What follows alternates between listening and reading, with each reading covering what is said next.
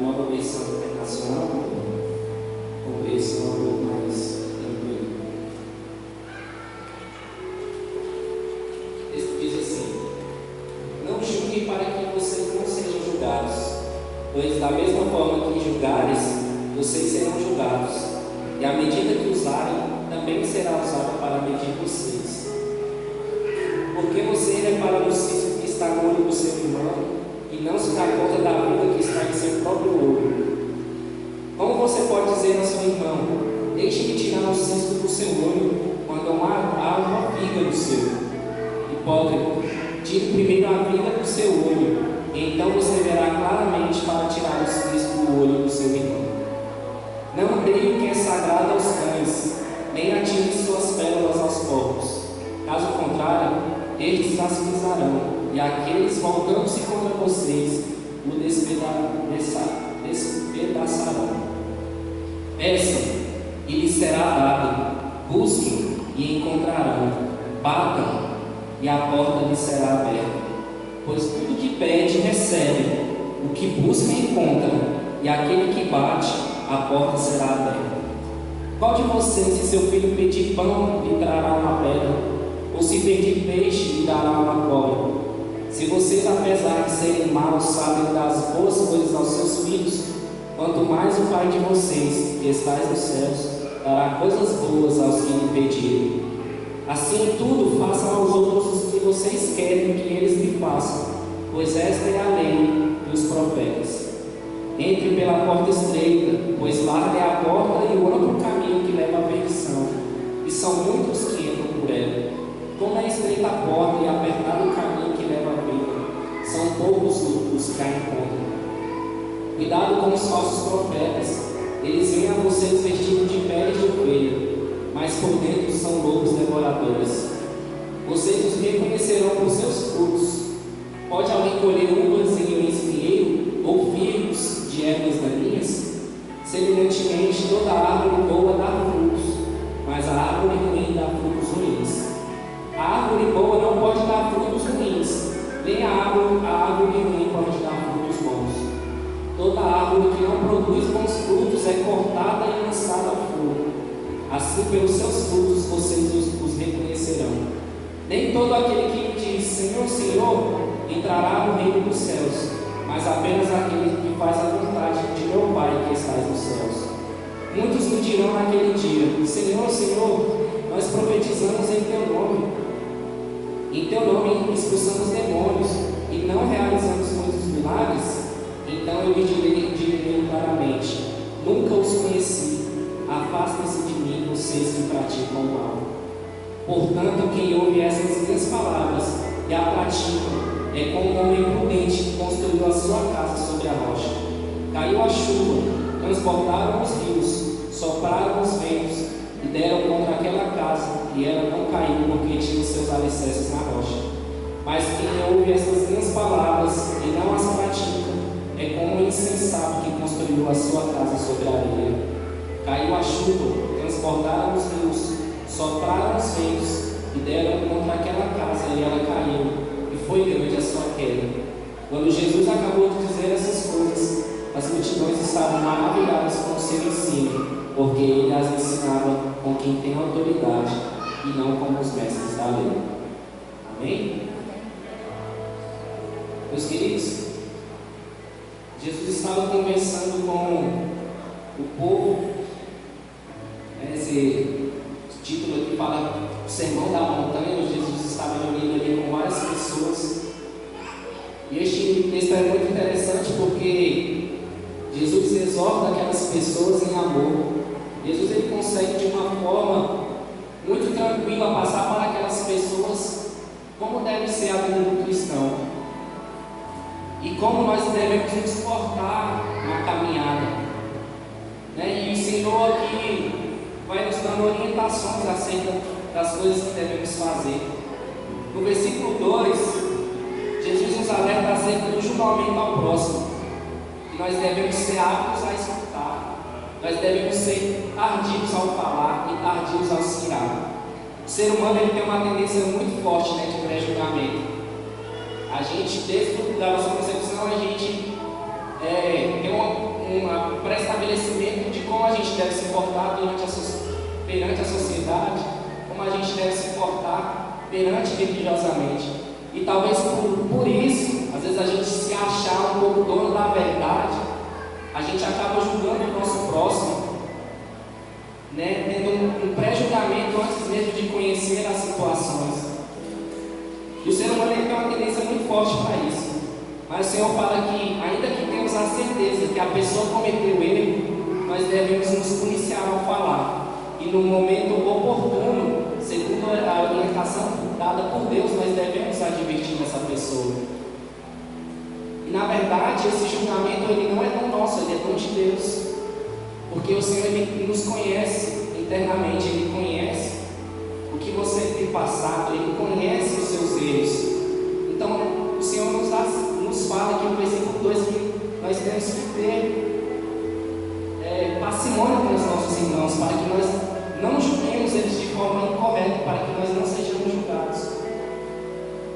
E para aí a gente tem que colocar, né, a nossa expressão, a gente tem que colocar a nossa orelhinha de molho, para que a gente não cometa esse erro lá na frente também, que a gente possa aprender, né, às vezes com o erro do próximo, para que a gente não cometa esse erro na frente. E mais à frente o Senhor, no versículo 8, ele fala, Jesus fala que nós devemos perseverar em oração e pedir firmemente sem deixar as atitudes de lado. Às vezes nós precisamos de alguma coisa, mas a gente não pede da forma correta ao Senhor.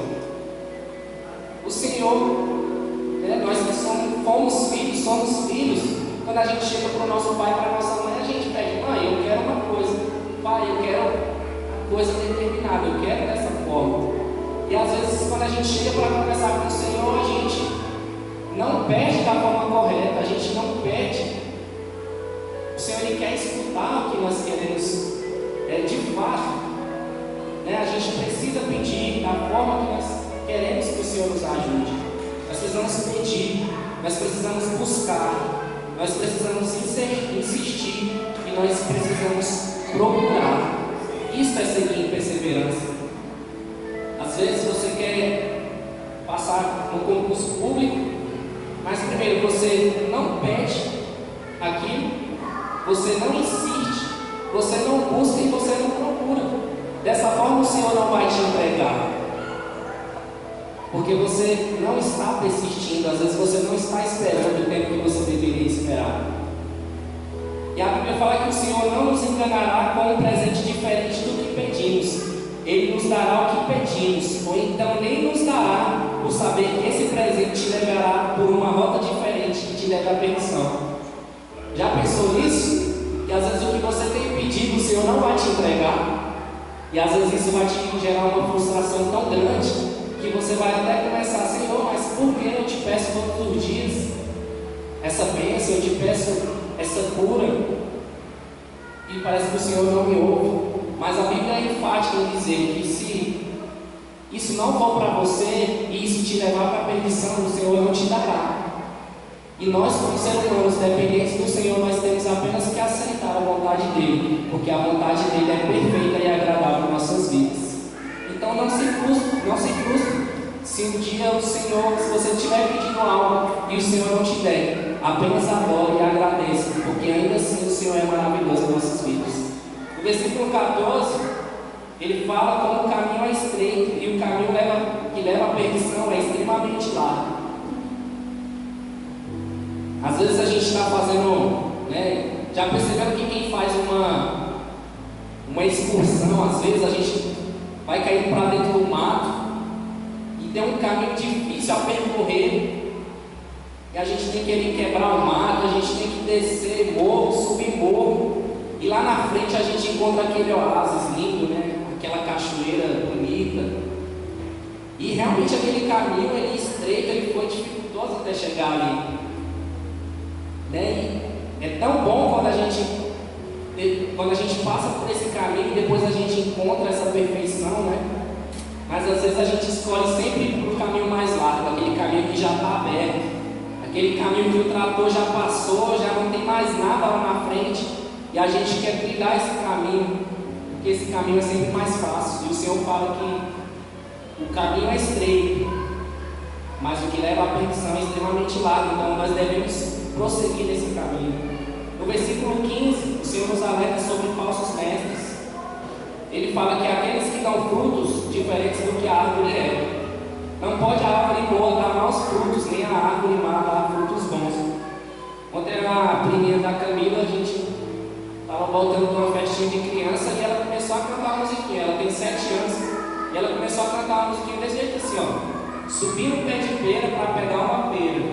A pera estava podre e desci foi com a goiaba. E a gente ficou vendo essa menina cantando isso dentro do carro.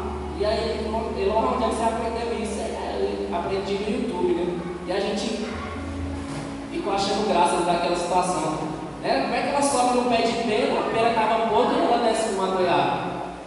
Né? E às vezes a gente tem seguido os falsos profetas. A gente tem plena certeza de que aquelas pessoas estão falando são falsos profetas para a gente, porque elas não dão fruto da árvore que ela apresenta para você, e às vezes a gente está seguindo aqueles profetas. Então tenhamos cuidado, meus queridos, para que a gente siga a árvore que está dando frutos bons. O Senhor nos alerta para isso.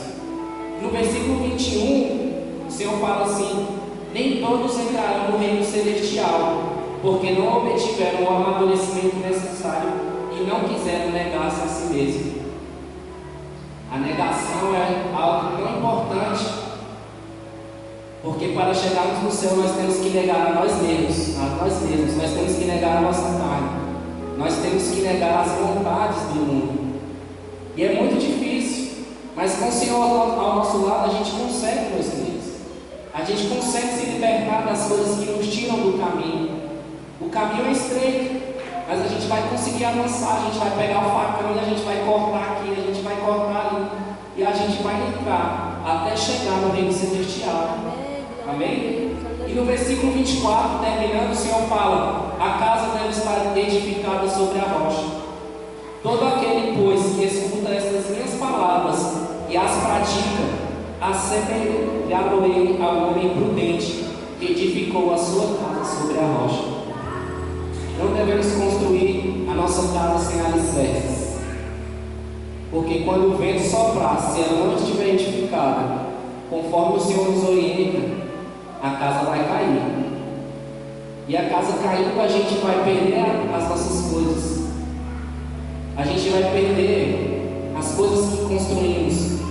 A gente vai perder a história que estamos adquirindo e a nossa trajetória, o amadurecimento constante de nossas vidas. Então, irmãos, construam a casa de vocês na rocha. Pegue sua família, construa a casa de vocês na rocha juntamente com a sua família. Construa o alicerce no coração dos seus filhos, para que quando eles cresçam, eles não esqueçam do alicerce forte, né, o Senhor. A pedra fundamental precisa estar no coração deles. A pedra fundamental precisa estar nos nossos corações, para quando vier um vento forte, a nossa casa esteja completamente resistente e firme no Senhor Jesus Cristo. Amém? Os irmãos entenderam? Amém, graças. Glória a Deus. Amém. Eu já quero ofertar uma oportunidade.